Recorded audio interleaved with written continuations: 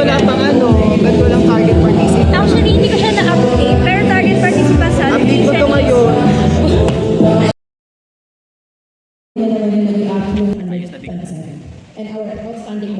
Dala ko na tayo sa ating icebreaker.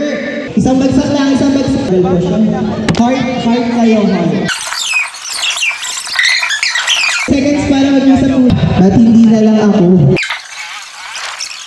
In public administration, in commitment to public interest, we need the heart to have accountability, transparency. A leader, kailangan is bumababa tayo sa ating mga members. Mga desisyon na objective, na rational.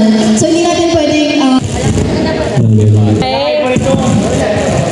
Para sa akin, yung heart isa sa mga isang good leader. Naging leader ka, syempre kailangan may puso ka. Like, ano ba dapat yung mga syempre yun isa sa mga factor na nakaka-apekto rin sa pagdidesisyon. natin paganahin yung heart natin. Hindi naman para maging bias tayo. Pero sabi ko ako yung sisi ko pa sa nila. Ikaw naman ako, pre.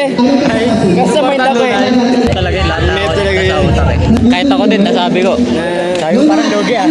Kinakailangan ko yung nagtataglitan ng moralidad. Kasi dito sa bulong ng sistema na mayroon tayo sa bansang Pilipinas. Ang generation kayo naniniwala na ang leader ay dapat mag-guide ng morality. Gawin ng tao. Cameraman sa cameraman, boy. So, I'll talk this shortly lang para di makapag-start na tayo. Lock in, no? Lock in guys, lock in. Cameraman. Mga yan, add nyo yan sa IG.